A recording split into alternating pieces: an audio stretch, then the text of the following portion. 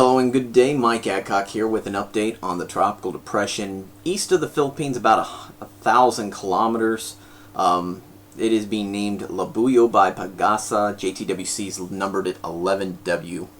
This brief is based on the 9 Zulu JMA advisory issued on the 9th of August. So let's take a look at Tropical Depression Labuyo. At 9 Zulu, JMA placed it about 705 kilometers northwest of Palau. It continues to move off to the west-northwest at about 10 knots. Winds now, I think, a little conservatively at 30 knots, gusting to 45. Pressure 1,004 hectopascal. Right now, no tropical watches or warnings at this time. I do anticipate Pagasa to start issuing some, though, in the near term. Of course, for more information for your local area, monitor the forecasts and warnings issued by your local meteorological agency. And take a look at the multispectral image here. You can see over the past several hours the convection has significantly consolidated, exploded out, expanded. Do have overshooting tops with some of these thunderstorms. Really has developed. And as we look in the next few frames here, you'll kind of understand why I think JMA may be a little conservative with this 30 knots sustained. At least my personal beliefs. Here is the JMA surface analysis, and this kind of sets us up on the track. Again, subtropical ridge extends to the north. Do have a high pressure cell south of Okinawa and east of Taiwan. That's going to help this tropical depression move more westward than north over the next few days. Let's take a look at the JMA official forecast on this depression. Again, basically just continuing off to the northwest. Very short-term forecast here, but right now looking at a threat for northeastern Luzon.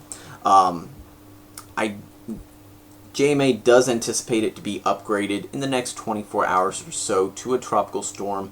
Again, me personally, I think sooner rather than later. If it does become a tropical storm, it would be named Utor. That's a Marshallese name for squall line, ironically enough. So let's take a look at Pagasa's forecast. This is the Labuyo forecast from 6 Zulu today. Again, pretty much a straight line to the northwest over the next few days, making landfall on, or basically brushing Cagayan in far northeastern Luzon.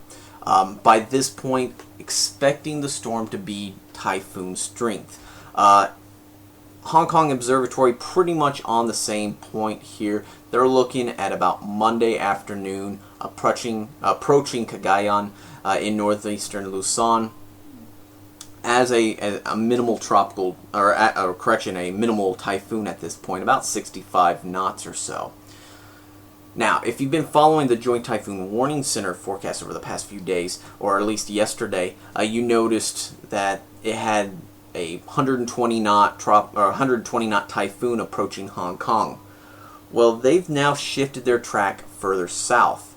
On the good side, if you're looking for a good side, land interaction will cause a disruption, so not looking at nearly as strong of a typhoon.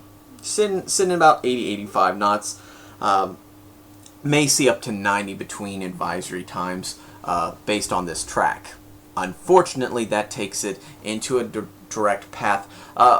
Southern Cagayan province, northern Isabela, and this again come early on Monday. Right now, the official forecast has it at 80 knots out here to sea, so you still have a little bit of time before landfall. I would anticipate, probably about 85-90 knots at landfall based on this track. Now, again, this is 1 minute average sustained winds. It would be a little bit lower if you're using the WMO standard 10-minute average.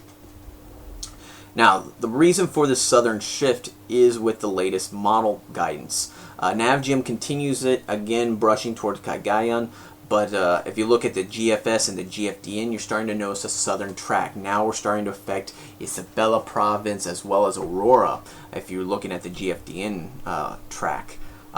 Pretty much on point, at least on terms of where, come on Monday. But yeah, that still have a pretty good wide variance. Yeah, Philippines looks like, or Luzon will be affected. It's exactly which province and where they get the core of this storm to go through. But nonetheless, looking for heavy rainfall throughout much of northern Philippines. Taking a look at the intensity guidance, continued strengthening trend through at least 72 hours. Then you start to see some drop off, and that's crossing the Philippines at that time. I feel this intensity guidance may be on the optimistic side.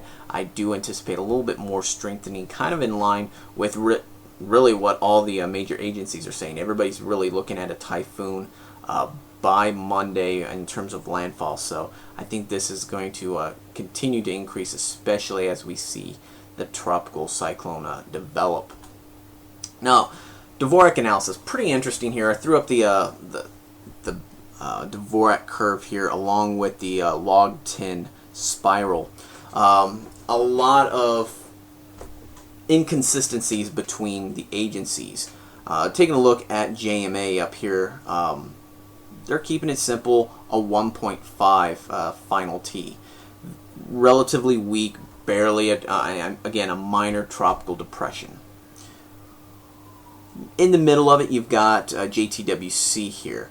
Now what they're looking at is a 3/10 convection wrap on the log 10 spiral. Now granted, this was at 9Z, JMA was a 6Z bulletin, but JTWC, okay, 3/10 of a wrap. They went ahead, added another half point toward the data T based on this white banding here, showing those colder cloud tops. So that gives us a data T of 2.0. And the Met and pattern, in their opinion, matched up. So final T of 2.0. But then you go on the other extreme, and National Weather Service is going quite a bit stronger. What they're looking at, with the very, very tight banding, and I tend to agree here. You do have a lot of consolidated banding here.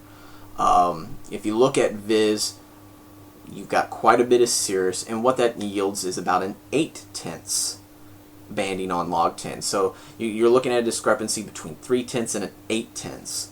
That 8/10 would get you a data T of 3.5, which is well into tropical storm, actually approaching severe tropical storm strength. Of course, Met is 2.5, patterns 3. So, and even the National Weather Service admits, hey, the data T is aggressive. Met seems a little bit behind considering how rapidly this system's getting its act together, so they elected to use pattern, which gives them their final T of 3.0. Ironically, that actually matches up pretty well with ADT, the advanced Dvorak techniques, looking at a 2.8, which would yield about 41 knots. Now, this goes back to what I was saying earlier. I thought that 30 knots was a bit conservative.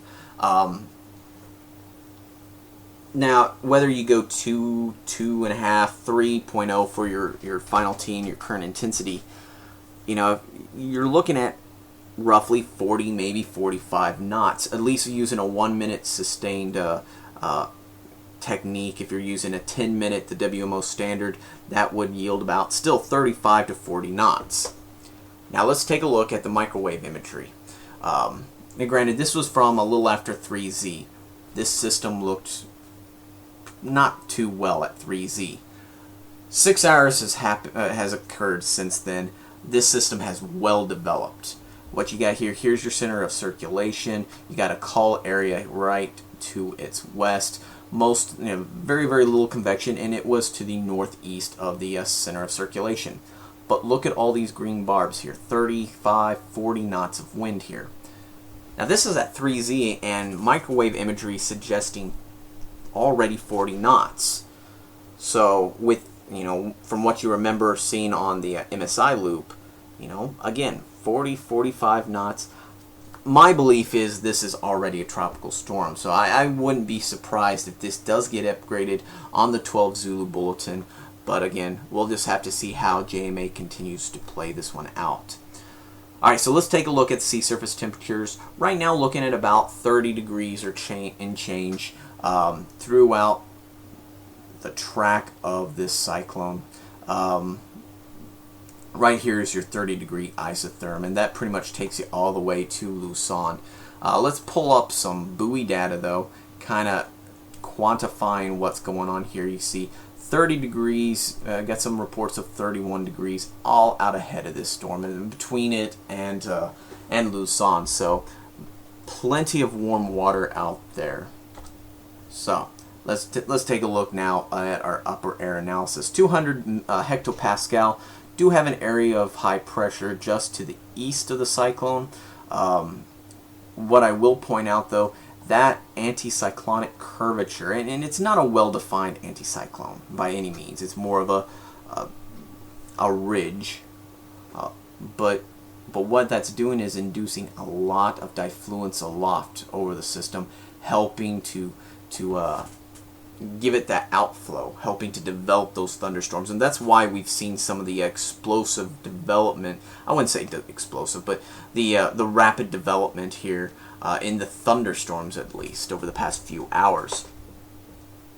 Taking a look at 500 hectopascal, there you got a little bit of a reflection of the cyclone at this level already. What I will point out though is take a look at the subsidence north of the system, all the way, extending from out in the Pacific Ocean across south of Okinawa toward Taiwan.